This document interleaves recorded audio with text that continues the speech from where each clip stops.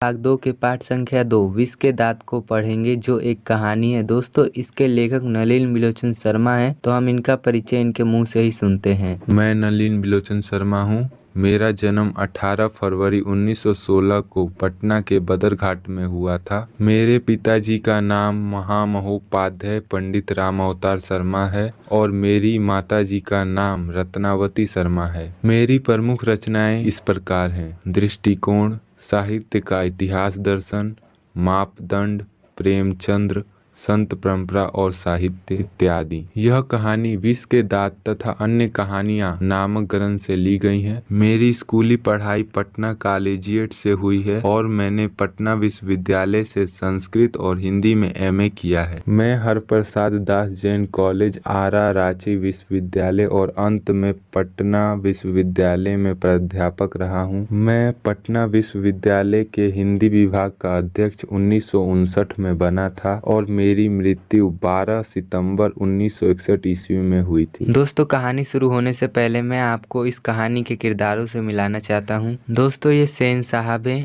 और ये इनकी पत्नी है। इनकी 5 पुत्रियां हैं, जिनका नाम सीमा, रजनी, आलो, शेफाली, आरती है और इनका एक पुत्र है जिसका नाम खोखा या कासू है। दोस्तों, इसका नाम कासू है पर इसको इसके पिताजी प्यार से खोखा कहते हैं। दोस्तों, ये परिवार इस कहानी का अमीर परिवार है। अब मैं आपको इस कहानी के गरीब परिवार से मिलाता हूँ। दोस्तों, ये हैं गिरधर लाल और ये इनकी पत्नी है। इनके बेटे का नाम मदन है। अब दोस्तों, हम कहानी की ओर बढ़ते हैं। सेन साहब के पास एक काले रंग की कार थी जो 7500 रुपए की थी। सेन साहब को अपनी कार पे बहुत आन था, क्योंकि गांव में ऐसी कार किसी और के पास नहीं थी। उस कार की चमक ऐसी थी कि लोग उसमें अपनी शक्ल भी देख सकते थे। उस कार को अगर कोई छू ले तो समझो उसकी आज सामत आई है। सेन साहब एक अमीर व्यक्ति थे। सेन साहब की 5 पुत्रियां थी जिन्हें वह कठपुतली बनाकर रखते थे, क्योंकि वह सेन साहब के एक इशारे पर हाजिर हो जाती थी। अगर सेन साहब कह दे कि लड़कियों आज खेलना नहीं है तो वह नहीं खेलेंगी। दोस्तों, उनके लिए खाने पीने का नियम अलग था और पढ़ने लिखने का नियम अलग था। वह ज्यादा हंस नहीं सकती थी, ऐसे नियम थे उनके घर में। सेन साहब ने ऐसा नियम बना रखा था अपने घर में। सेन साहब का एक लड़का था जो सबसे छोटा था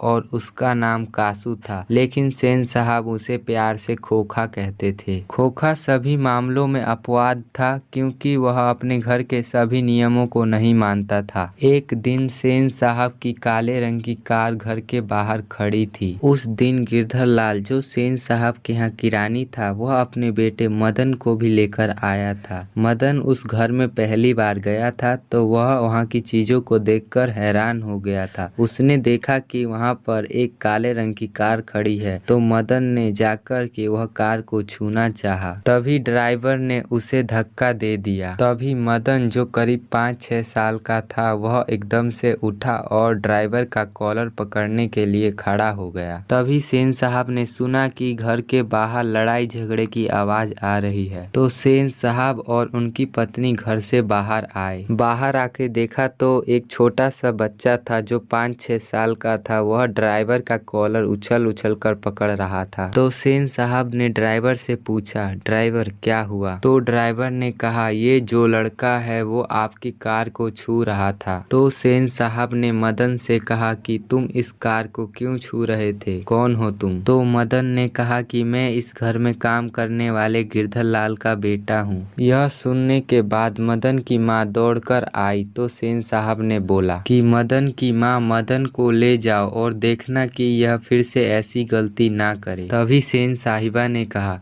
ऐसे ही बच्चे आगे चलकर चोर और डाकू बनते हैं। यह सुनकर मदन की माँ ने कुछ नहीं कहा, लेकिन मदन बहुत गुस्से में था, तो मदन की माँ उसे लेकर चली गई। और जब ये बात गिरधर लाल को पता चली तो उसने सोचा कि मदन ने आज तो उसके मालिक के घर पर ही लड़ाई कर ली है। तो मदन के पिता ने मदन को रात में बहुत मारा, तो मदन बहुत चिल्ला रहा था, बचाइए बचाइए। तो यह सब सुनकर सेन साहब और उनकी पत्नी जो सोए हुए थे उनकी नींद खुल गई और सेन साहिबा ने कहा, कमबख्त कौवे की तरह चिल्ला रहा है, भिखमंगा कहीं का। जब खोखा छोटा था तो उसके पिता सेन साहब सोचते थे कि ये मेरे नाउम्मीद बुढ़ापे की आंखों का तारा है। खोखा घर में बनाए गए नियमों में अपवाद था, क्योंकि यह सेन साहब का एकमात्र लड़का था जिससे सेन साहब को उससे बहुत लाड था। खोखा छोटा होकर भी अपनी सभी बहनों को मार देता था और महंगे सामानों को गिराना या तोड़ना इसके लिए आम बात थी। एक दिन की घटना थी। सेन साहब के घर पर उनके दोस्त आए थे और सेन साहब उनसे बैठकर बातें कर रहे थे। वह आपस में इधर उधर की बातें कर रहे थे। तभी उसमें से एक आदमी ने बोला कि मैं तो अपने बेटे को डॉक्टर बनाऊंगा, तो दूसरे ने बोला